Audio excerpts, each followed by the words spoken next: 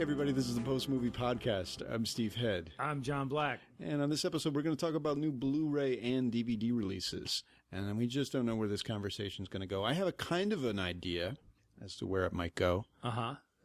Woody...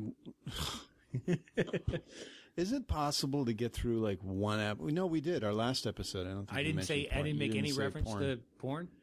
No, I thought that was going to happen. But it didn't. I'm sorry. Because when you were talking about this new Twitter service you were using, what's it called? Hootsuite. Now, what I thought was... Chitty Bang Bang? Right? What I thought this was some sort of content exchange. Like an adult site? Yes. I'm putting up... It's a room for Hooters. It's a Hootsuite. I keep thinking about that song Tootsuite from Chitty Bang Bang. It runs through my head whenever I say it. Yeah. That's sweet. You know, I challenge anyone to live in my brain for just a weekend. We'll see how easy it is. I liked that song when I was a kid. Toot Sweet? Yeah. That was a good one. I watched that movie when they re-released it a while ago. It's still kind of fun. Yeah, you know, I've heard that it's, from other film critics, that it's lumbering and overlong. But they sit through some of that foreign crap at the HFA. Yeah. And that's fine with them. Yeah. Well, to each his own, right? I will take Toot Sweet over, I don't know, other shit. Here's a question for you and our listeners. Toot Sweet had an overture and an intermission. What was the last movie that had an intermission? You mean Chitty Bang Bang? What did I say? Toot Sweet.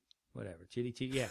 Chitty Bang Bang had an intermission. What was the last movie that was released in theaters with an intermission? And by the way, I don't have the answer to this. I don't know. Okay. Uh-huh. Listeners, Barrett. I think the last one I saw was The Lion and Winter. Was that with Sean Connery? That had an intermission. Did it? Yeah. Is that an actual film? I'm just throwing that title out there. Yeah, Candice Bergen. Was it? Sean Connery and desert and horses and sounds epic. I remember thinking like, oh, good God, thank you, intermission. The first time I saw Gone with the Wind, yeah, it was re-released to theaters. Oh, you know what? I did recently see an intermission film with it. I was telling you, Cleopatra, back in September at the Harvard Film Archive. That's not a new movie, but it had an intermission. Right, but that was also with an overture and all that, 60 and intermission music. When I saw Gone with the Wind the first time, I think. You know, at the end when she holds the vegetable out of the ground, she goes, "I swear I'll never go hungry again." Yeah. I thought that was the end of the movie. Huh. There's a whole other half. Oh, I hate that movie.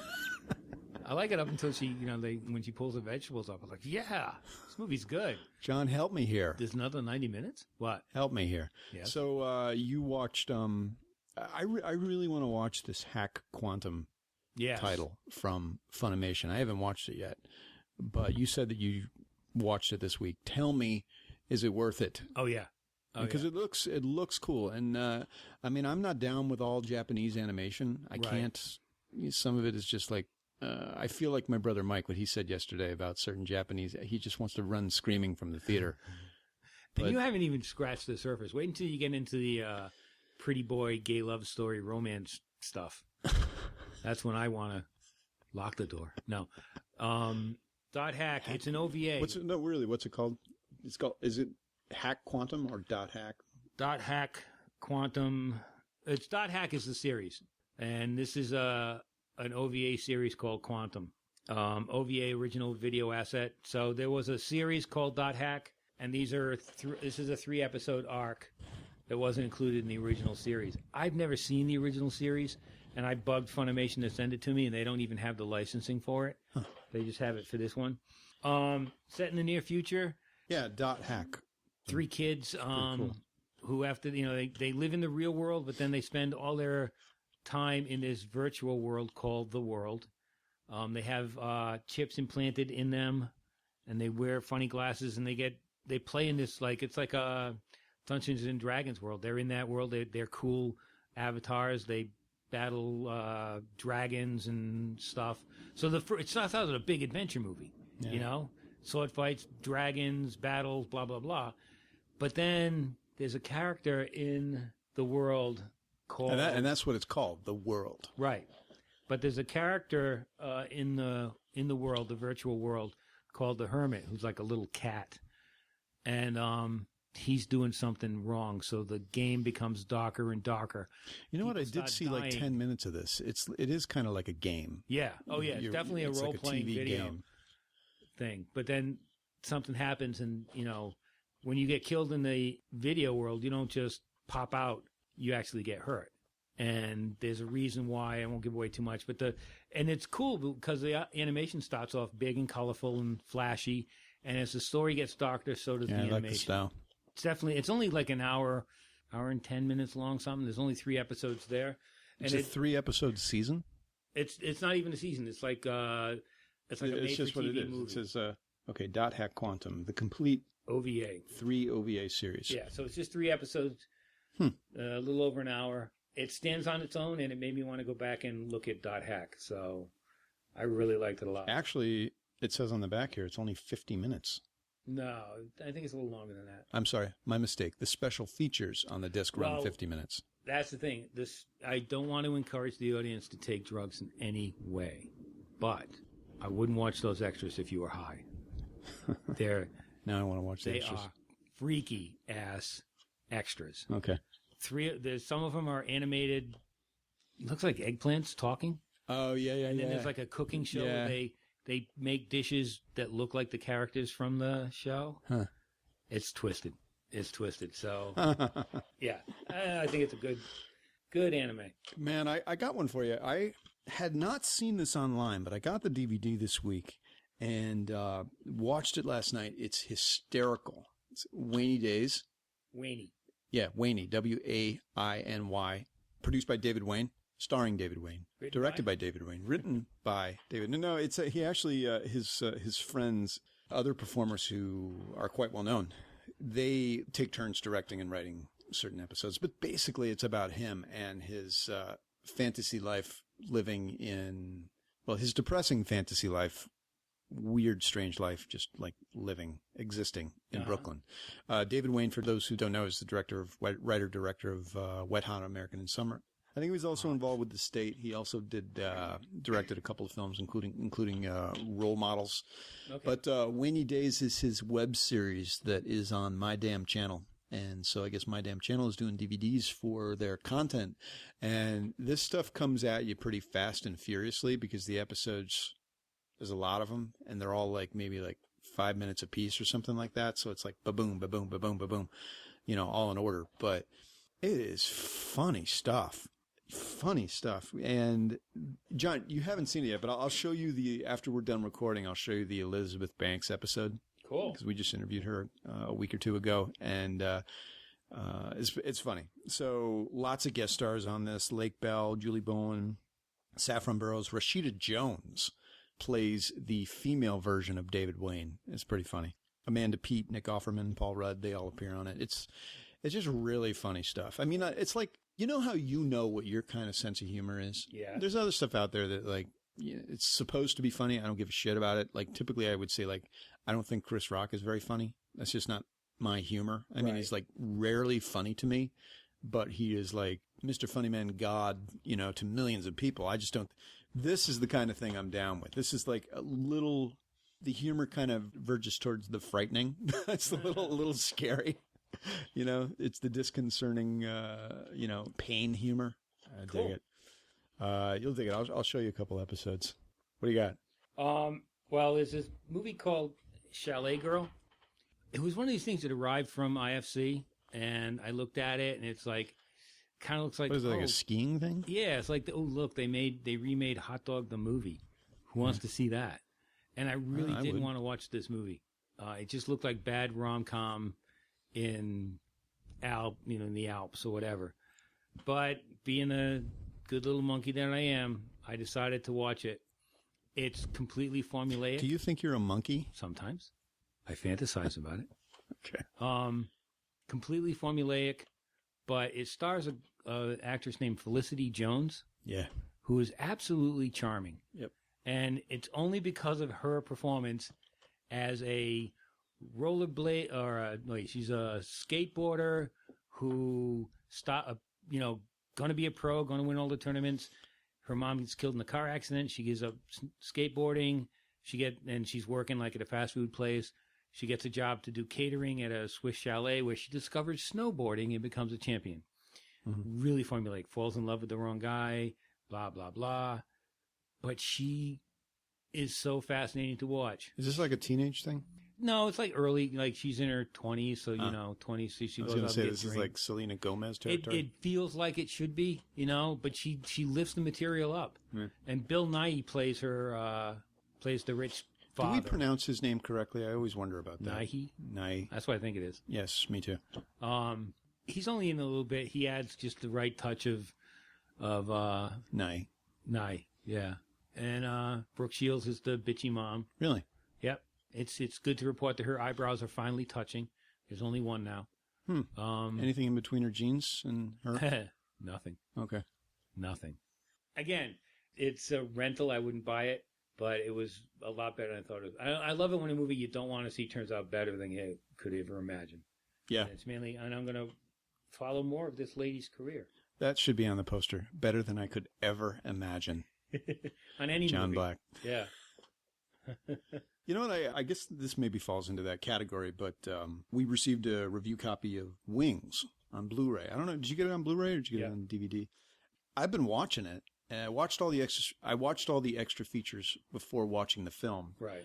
And I was surprised, or I found it interesting, that Ben Burtt did a whole sound design for the film, which is one of the optional ways that you can watch the movie. You can watch it with a newly recorded orchestral score with Ben Burtt's sound effects, or you can watch it with an original organ composition, which I don't think was the original composition for the film, but it was one of the original release compositions from, like 80 years ago, something like that.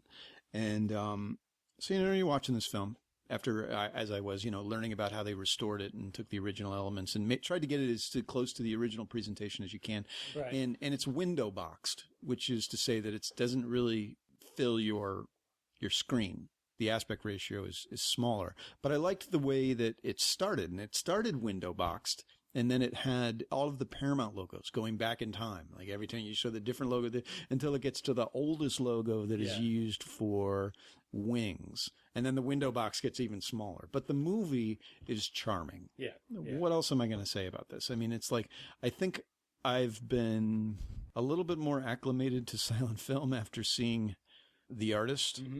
And I didn't watch the organ score. I, of course, watched the Ben Burtt sound effect and the newly recorded score. And it's entertaining. Yeah. It's vivacious. I mean, come on, Clara Bow. I mean, it's sexy. It's don't funny. let it. Yeah, and don't let anybody think that, like, okay, this is Wings, and what I'm doing is like I'm selling you on the idea of seeing a silent movie. Right. And the fact that you're going to think that this is boring, but then you start watching it. It's just one of those things. Is like it's hard to say to one of your friends, you got to watch this. It's a silent movie. Give it a chance. It's just not high on their prospective entertainment list. But then you get into it. Then you see the charm that is there, and it's sort of like I kind of can't wait to put it back on again. There, I said it. I'm done. The fact that they did, seems foolish, but it's true. These dog fights, and that was way before it was cool.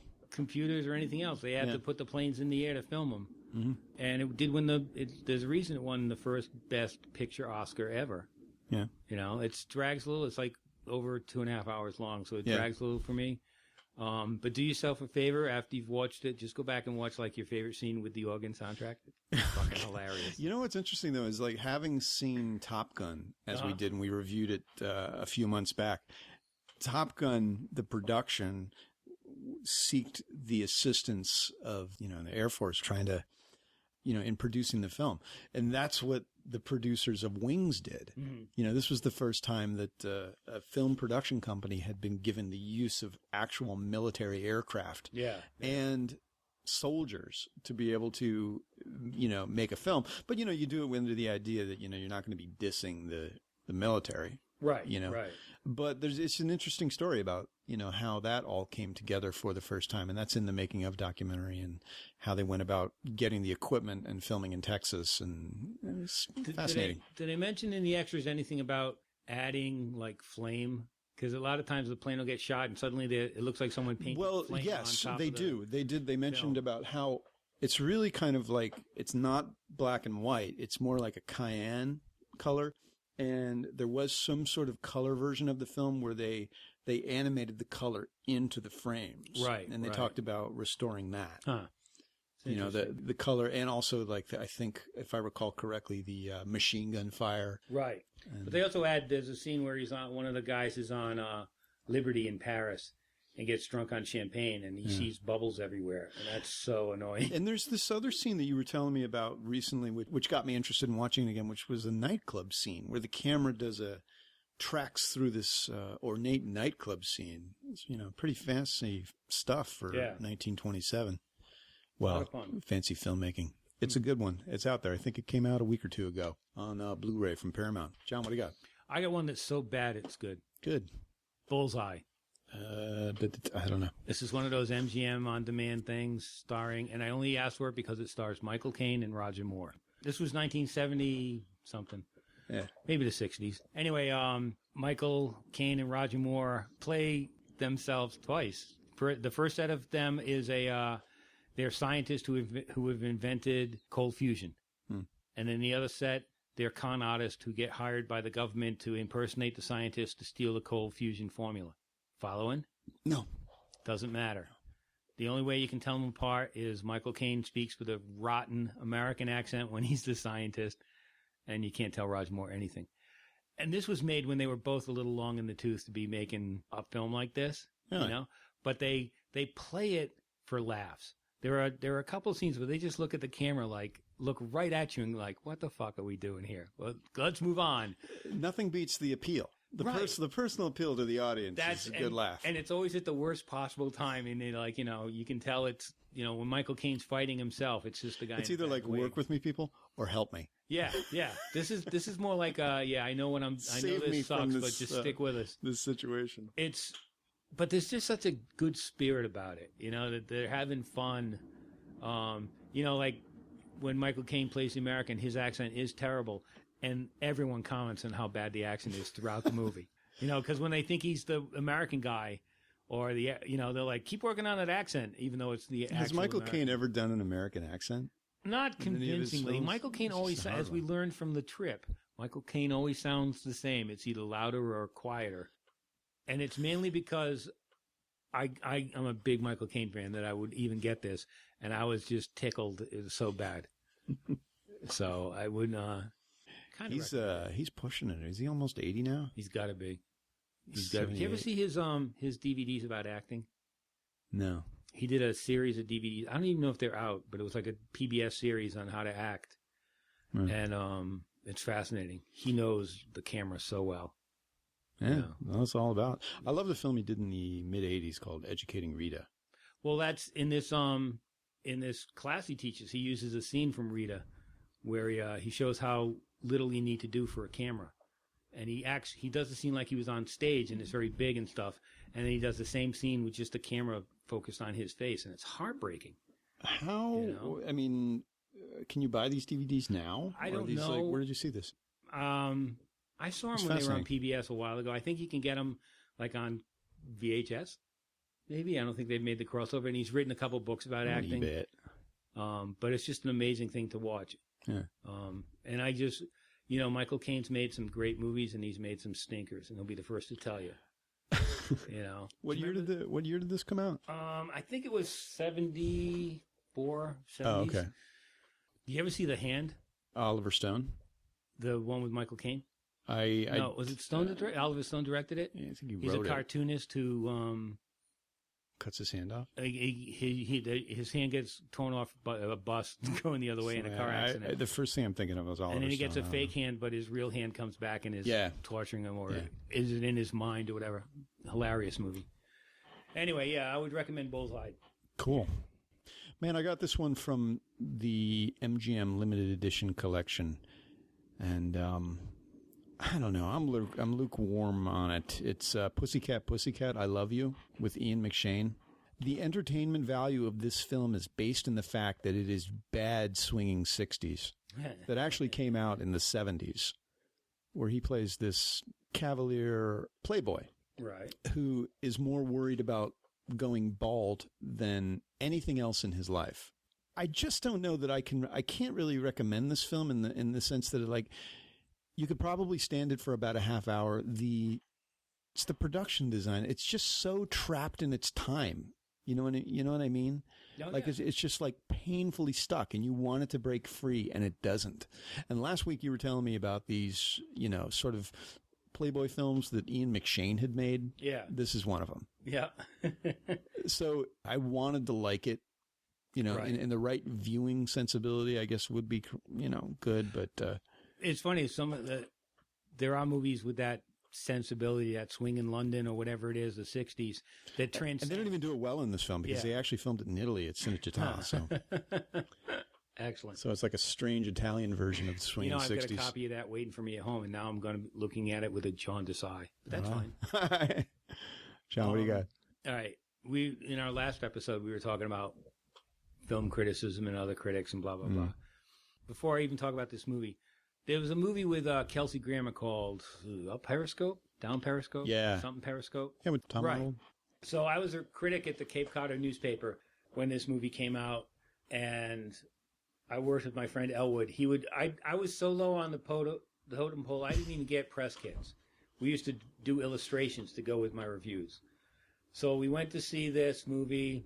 It was okay. I came back, and my editor goes, "What do you got for me this week?" And I said, "I went to see Down Periscope." And she chewed me out because Up Close and Personal with Robert Redford and Michelle Pfeiffer opened that week too. I only reviewed one movie a week, and I picked Down Periscope as opposed to the big as release. the big release. And I was like, whatever. If you don't want the review, I'm going to write the review. If you don't want it, fine. So I go back to my office, and this is the first time I've ever done this. I wrote a think piece. I didn't really review the movie. I wrote about slob comedies. After Animal House. Slob comedies. Yeah. After Animal House, there was a rash of slob comedies. Pussycat, Revenge of the Nerds. I Love You might even be considered a slob comedy. But you remember Revenge of the Nerds, Caddyshack. It was all just slobs, comedies. So I wrote this think piece about how there was Schlub value comedies. in slob comedy. Some worked, some didn't. This one tried to be one, but it just didn't have what it needed. And here's what you need for slob comedy, blah, blah, blah. And I handed the piece to her, and I said, you can use it or not. Went back to my office. My office was maybe 10 yards from hers. Mm-hmm. Before I settled in, I had an email response. You wouldn't talk to me in person. I had an email response. Email was happening at this time? Yeah, but it was pretty much, like the Flintstones. You typed in the bird flew from office to office and dropped it in. It was on, of course it was email because I had the Tandy battery-powered Radio Shack laptop. Right. So she writes me this letter saying, I'm so mad at you because you wrote this. I'm mad at you and you wrote the best piece you've written for me in months, which makes me even madder. And I was like, I hate you. So if you're out there listening, man, you should be writing more think pieces. Well, about slob comedies. Focus on the philosophy. Focus on the. Well, that's the first time I ever did anything like that, and it was just funny because it was about elements of cinema. Yeah, elements of slob comedy. So, what does this lead me up to? Up the creek. Mm-hmm. Tim Matheson, John First. Is it John? Who played Peter? Well, God, what's his name? Flounder from Animal House. Yeah. Stephen First. So two guys from Animal House are in this movie. It's a college comedy about underachievers at a college. If you win the big rafting race, I'll give you degrees. Whatever. It's an excuse for rowdy jokes, boobs. This is Meatballs era. Yeah. Another slob comedy. Yeah. This was 1970.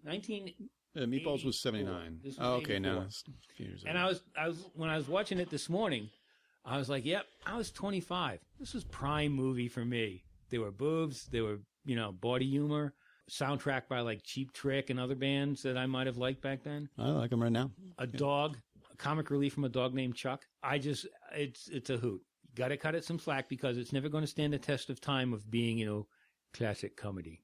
But Up the Creek. Up the Creek, yeah. Nice. Too funny. I don't think I've ever seen it. I do remember the ads for it, though. You would remember the rockin' soundtrack, too. Yeah.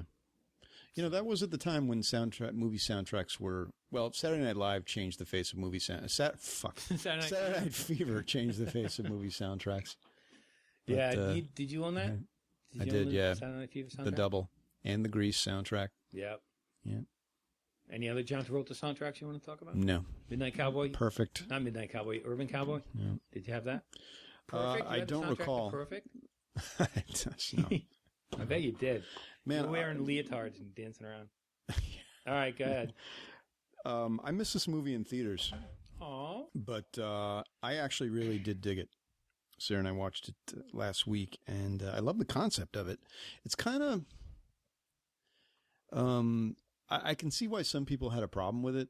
You know, this is the thing that was like kind of chintzy, but I'm leading too long into the title of this movie, which is In Time, starring Justin Timberlake and Amanda Seyfried. And it's about this future society where time is money. Time is the actual currency that people use. And if you, as opposed to just being poor today, if you don't have pennies, you know, in this world, if you don't have time, if you run out of time, you die. You're dead. And there's people who live with 24 hours. You know, there's certain communities that are sectioned off into areas that, like, the average time expectancy, which is like this digital readout that's on everybody's wrists, that when you clasp hands with people, you can do time exchanges. I guess it's some, like, you know, mind oriented thing anyway. But there's in this particular area of Ohio, people have an average time of 24 hours. So they're basically living day to day to live. But then on the other side of these walls, people have walled them in. They live for hundreds, thousands, or eons. I mean, the super rich are the people who can basically have enough time, you know. Yeah, live isn't forever. it when you turn 25, the clock appears on your arm and the countdown begins? Yeah. So Logan's Runners there in a way. Hot mom. Yeah. Who's, you know, only 20. But I like the way that they rendered this movie. It's a sort of a nondescript futuristic society that's all based on the philosophy of time in such a hardcore way. It's like a very really strict criticism of capitalism, or a fearful version of capitalism, where it's just like how people relate to each other and the stakes at hand are all heightened. Right. You know, because of just this time-oriented currency. And Cillian Murphy plays a guy who investigates time theft, which is basically why would somebody else all of a sudden have 25 years tacked onto their life? You know, did they just steal 100 years from somebody? You know, he's the guy who evens these things out. And he's also living day to day too. And Amanda Seyfried is the daughter of a very rich guy played by one of the Mad Men guys. I forget his name, but you know, she's got a lot of guilt in her heart about all the time that the people she's around has, and they're trying to, you know, subvert the system. So it's neatly futuristic. I found it riveting. I was not bored at all with it, as I thought I might be, but it was a very riveting film, and I do recommend it. John, what did you think? I thought they took an old film noir and or an old crime movie and, you know, used the find and replace computer program to take out money and put in time. Kind of predictable, but entertaining, you know? Yeah. Directed by the same guy who did Gattaca, right? I don't know. I think so. I think it's the same director. Timberlake was good. I think it's a really good rental, actually. Yeah. Yeah, it's fun. It's entertaining. It's a different approach. And you know what I like? The effects are, I'm sure they're very high tech, but they're also got that low budget feeling. They're not. Yeah, there's a little kind of there's like an Escape from New York feeling here. Yeah, not in the awesome way degradation of the society, you know. Like, but it's like a cheap future, you know. Yeah, it's and it works though. Because you don't want the effects to overpower, you know, the grittiness. Because a lot of this takes place on the gritty streets of the future, wherever that is. And you know, Amanda Seyfried is like hot, so she does not do it for me. She doesn't? No, she's got those bug eyes. Oh my God! You know, talking about bug eyes, that's kind of what turned me off of. That's kind of what I was into the. You ever see Pan Am on ABC? I was really digging that show, but Christina Ricci? Yeah, her eyes were kind of bugging me. Yeah, you know, it was kind of a bummer too because you'd hate to, you know, you like. It's a bummer in the way that you know that she's doing a really good job acting, but there's this like one annoying thing, and it's probably a habit of hers. So it's actually something I feel bad about for her, but I like Pan Am. It's very cool. Cool. In fact, in the opening episode of Pan Am, they had this really cool establishing shot of the Pan Am building where, you know, they used to land helicopters on top of the building. The one in New York? Yeah. Huh. Yeah. Up until the early 1960s, they flew helicopters in between JFK, or I think maybe even before it was JFK. Before it was JFK, it was Idlewild, and then it was like JFK in '63. Anyway, they had a landing pad on top of the Pan Am building, Right. and they could take people back and forth from there to the airport. And then they briefly reopened the helipad in the mid 1970s, and I was surprised to hear that there was a deadly helicopter crash on top of the Pan Am building in like 1974, 75, and a film director was killed, decapitated in this crash. I don't remember the director's name, but he did some low budget films. Huh. The helicopter crashed on top of the Pan Am building. Wikipedia. Yes. YouTube it. Yeah. Okay, here's one I think we've both seen. The Other F Word. Yes, I liked it. Yeah.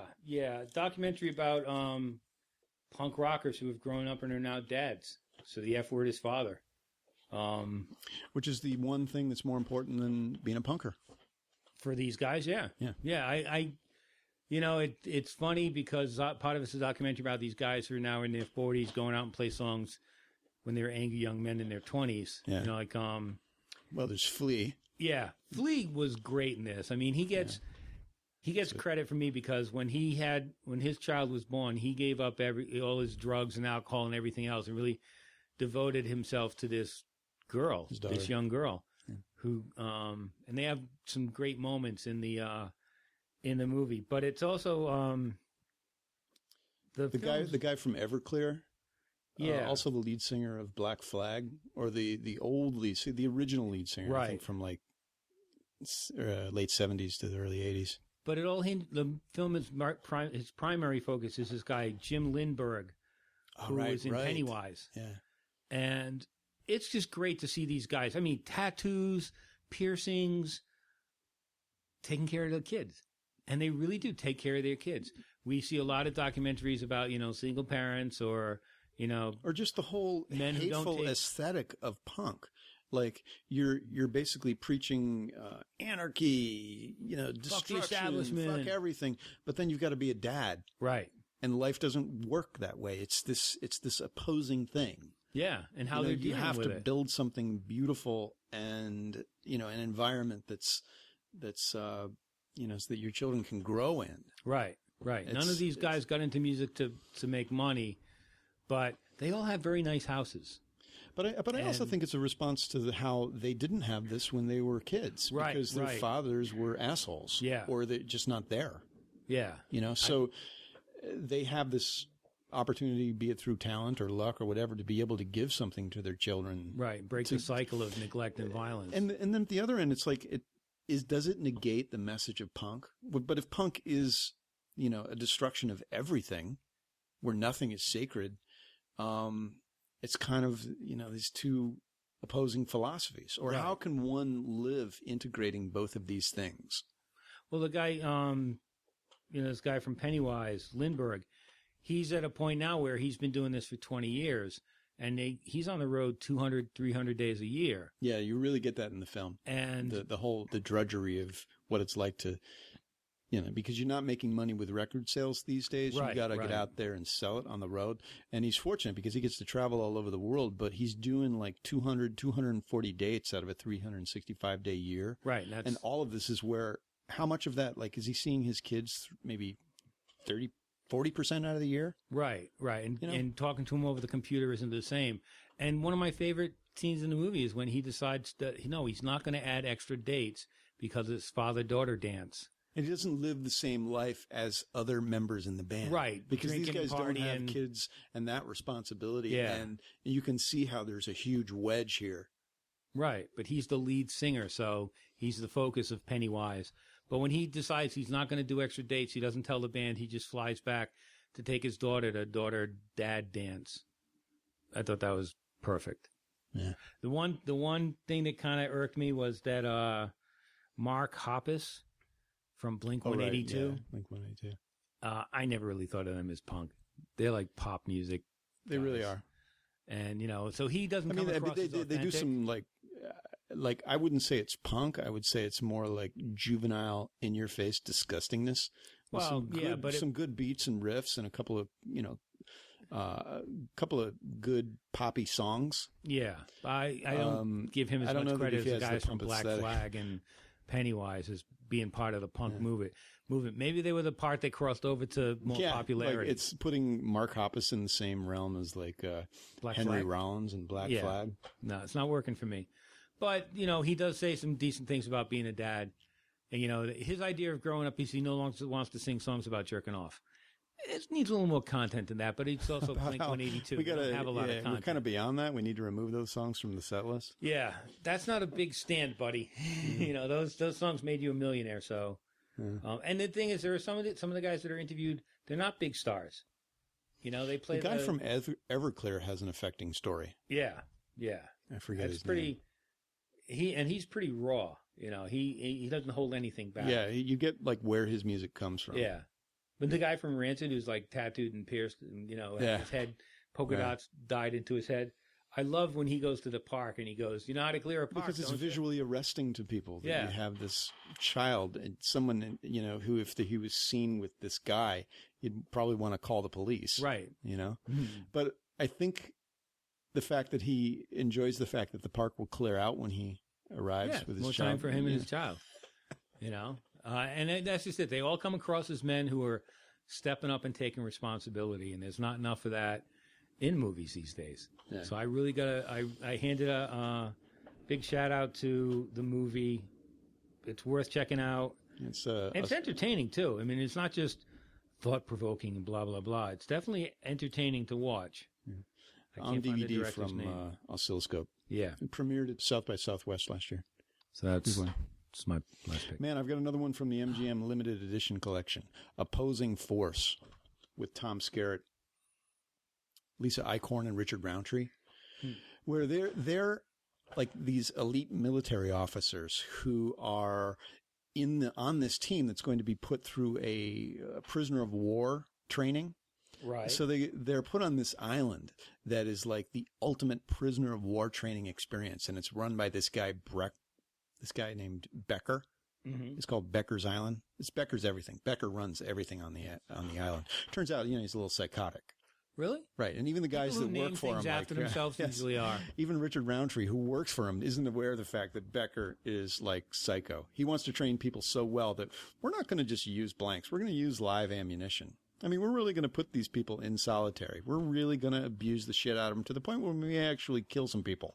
Yeah. So we'll put the Becker bullet in the Becker gun and put him in the Becker cell block. Yeah. It's not like Ego World or anything like that. So the catch here is that this is in the mid 1980s, and they're playing on the idea that can you treat a woman in wartime as equal as a man? When you put her through like the prisoner of war experience, this is pre like Gulf War. So what they play on is the fact that the other guys who are on this military team are going to be resentful and really fucking pissed off at the woman who they're going to show gets preferential treatment, even though she's denying it in front of the other officers, like while the other officers are being like, tied to a poles and strung up out in the yard. She's getting a mani-pedi. She's basically up in the front of the house on the porch in front of them having dinner with one of, but she won't accept this preferential treatment. She basically is being, all of these guys are abused and stripped and whipped. And there occurs one scene in the film where she gets raped by Becker. And after this, like Tom Skerritt and the other guys just go nuts. Like this has got to, so then it becomes like an us versus them type of thing. Right. And they got to try and convince Richard Roundtree that, this experiment, this psycho thing that's going on has gone like way too far. So it gets pretty messed up. Who plays Becker? I don't know the guy's name. I don't remember. So is this post Shaft? Is this after Shaft came out? Yeah, this is like mid 1980s. Huh. I've always enjoyed Tom Skerritt. That's what my brother Mike said last night when we were watching this. It's like, it's like a messed up Tom Skerritt film. But I'm kept thinking like, why did he take this role? I mean, the film's kind of cheap in its way. Maybe it was trying to do some kind of First Blood kind of thing, but it just has nothing of the veracity and the realism of it. It's interesting, but chintzy. Yeah. So, But it's out. It used to be called Hell Camp.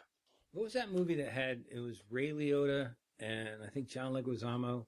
They were in a prison. They had collars on, and if they went past the electrified fence, their head would blow off. I don't remember. Yeah, it was awful, but it just reminds me, That's one of the plot. That's one of the plot elements in Battle Royale. Right. Like that. One more each? Yeah, go for it. What do you got? Well, you just reminded me when you said Battle Royale. I just saw Outrage. Written, directed and starring Beat Tanaka. I don't know. He was. What would you know him from?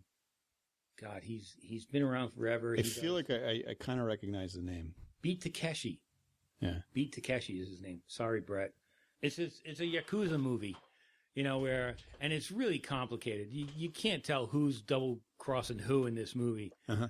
But the action scenes are very well done, and the lead guy is one of these quiet kind, like he's the enforcer for the group or for the mob. And there's one scene where he goes to threaten another boss. He made this motion. Yeah. I thought you were like, there's this main scene where he goes to rub one out. Yeah. There's a scene where he goes to masturbate onto the other Yakuza boss. And that's why I'm recommending this film. No, that was a punch, but it just looked like I was pleasuring myself. Anyway, at the dentist, he goes to the dentist to get this guy. And he just basically jams the drill into this guy's mouth and kind of rubs it around till there's blood pouring out of his mouth. Cinema. Which is nowhere near as entertaining as the image you gave me. So anyway, Outrage, Yakuza movie. Check it out. Yeah, I just recently saw that advertised online. John, turn around. Hand me that disc right there, right behind you. Love Story. It's on the shelf right there. Yeah. Tell the story how great I love. What is the theme? Sarah was. We were both trying to recall the. You don't remember the theme song? To this? Well, I do remember the song, but you know how you just have these like blank spots. You have to. The most incredibly obvious song that everyone knows, and then for some reason you can't remember the tune. Sarah and I were walking through Harvard Square yesterday. Actually, I think we might have been in Harvard Yard. Right. We were on our way over to the archive to see Claire Denis' White Material. She was appearing, giving a talk about the film. And Sarah was trying to remember the song. She was like, help me, remember the song, Love Story. I still couldn't. Anyway, you were just doing it. Yeah. Go for it. Sing it, please. And all you have to, what you should do is, I want you to YouTube Andy Williams because he was the guy who really sang it. Really? Oh, yeah. Well, this just came out on Blu-ray. And for those of us who live in Boston, it's kind of like a what's what of like, filming 70s, around here. Yeah. 70s. Yeah. It was neat to like just see like 70s Harvard Square, 70s Harvard Yard. Right. Like just the old the buses. They just like what it was like in the 1970s. They just filmed it like around here. So it kind of had that personal like, this is interesting. Probably a little more interesting because, we live here. Right. This was, 40 How's years the ago movie, now? though? 35 years ago? I found it riveting. Did you cry? No. Yes, you did. No. I mean, I knew that this was going to be some real heavy, syrupy stuff, and I was not. You were prepared? I actually think the worst thing about this is the music. Huh. It's just... everybody talks about how great it is. I just think it's way overdone. Yeah. Oh, shit, man. How's it end? That's the thing that would, like, I'm not interested really in, I'll watch it again, but it's like the music, man. Oh. You're going to watch it again? Schmaltz. Yikes. Really syrupy. I'm having trouble working up the courage. But it looked great on DVD. And plus I was very surprised to see that this was Tommy Lee Jones' first appearance. He plays, Ryan O'Neal's roommate. Really? Yeah. He's, acerbic, wisecracking roommate at Harvard in the dorm. And how does Allie? Well, they actually look. Oh, she's stunning. Ally McBeal is just not Ally McBeal. Fucking hell! You leave that in. You leave that in. Ally McGraw. Yeah, I meant to say Ally McGraw. Ally McGraw. Just just a beautiful woman. I mean, I think I really she was just so beautiful in The Getaway. Yeah. With Steve McQueen, which I think she did a year later, 71. This was 1970. I think this movie, Love Story, is the movie where I think Robert Evans produced it, and so he was like very familiar with her and wanted to put her in films. They inevitably got together, where basically he kind of Steve McQueen stole her from Robert Evans during the filming of The Getaway. But this is the movie that I think those two came together on, and I do mean came together. Well, close enough. Yeah, the extra features on the Blu-ray for Love Story, it's a repackaging of the DVD release of the film, which was like 8 or 10 years ago, something like that. But there is a featurette in which the director talks about how he cast Tommy Lee Jones. I mean, Tommy Lee Jones was probably fresh from working over at the old Orson Welles cinema when he got cast in this movie. And he had just graduated from Harvard. But, you know, they go over the casting of the film, how they went back and filmed some of what is sort of, I think, iconic for the film are the scenes that were filmed in the snow at Harvard Stadium, where they just showed up with a cameraman and were just messing around, and they ad-libbed stuff. And that, you know, those were pickup shots. Those were reshoots. Or additional shots that they did, like, you know, a few months after finishing principal photography. But it's out on Blu-ray. It's kind of a discovery for me in a way, but it was neat, you know, from our perspective, to see all the Harvard locations, the Cambridge locations. Right. And I look forward to it, but I also don't look forward to it. I don't like syrupy, sappy, supposed to make you cry stuff. Well, you know what's also great about this film is the performance from Ally McGraw's father, John Marley. Really good performance. And there's also, I think, Ray Milland plays Ryan O'Neill's, you know, super rich father, super rich and distant father. And he's rebelling against everything about him in the movie. You know, so he's basically, in order to be in love or be with or marry Ally McGraw, is that you have to give up your fortune. Wouldn't you? So, well, you know, what else is love about? Yeah, right? Exactly. And John, and then there's the one thing that we all learned from this movie. Love means never having to say you're sorry. Yeah, right. Yeah, right. It's the delivery in the film that really puts it over the top. Really, the message really hits home. I've seen that clip. I'm like, oh, please. So you could basically dump ice cream on somebody and not apologize if you love them. You can do a lot worse. Dumping ice cream, is that an innuendo? Is that a euphemism? Dumping the ice cream? Yeah, you could do that and say, well, I'm not sorry. I love you. Just don't say anything. Why? You know I love you. I'm going to use the S word. Are you kidding?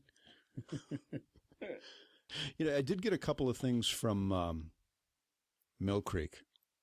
And this, one of them ties into what's going to be going on with like Titanic 3D and all the Titanic 100-year anniversary stuff that's coming up. But Mill Creek, I haven't watched it yet, but they've put out Titanic, the definitive documentary collection. So there is like what? 80, 90 movies there? 4.5, 5 hours of Titanic documentary stuff to watch. God bless I'll be watching Creek, it at some point. So I got their, it's like Astonishing Train Journeys. And it was... What is astonishing about the train journeys? Nothing. Absolutely nothing. It was haunted trains? No, it was like 5 or 6 dangerous train. Basically a camera being stuck out the window of a train. Is it? So it's like for train collectors. Yeah. You know. Train spotters. Train fans. Rail fans. Rail. I think we're done. Yes. You can listen to all of our episodes online. We're at post-movie.net, and we're on iTunes. If you can subscribe there, that would be awesome. If you can leave a review, that would be even more awesome. And if you ever, for whatever reason, ever want to get in touch with us, we are at contact@post-movie.net. And there's also a button on our website that if you ever want to donate anything, even a penny, it's there. Do we take like used clothing? Yeah, that'd be interesting. Did Barrett ever get back to you? We texted each other. He wanted to make sure we got the $1, and I thanked him and told him we gave him a shout out. So cool. That's very nice of him. We can be bought. Yeah. Oh God, can we be bought? You know, it's like we can be bought and we can't be bought. No, I can't be bought. You mean like you want a good review, pay me money? Can't be bought. I have my ethics. Blah blah blah. How much money? Until next time, I'm Steve Head. I'm John Black. So long, everybody.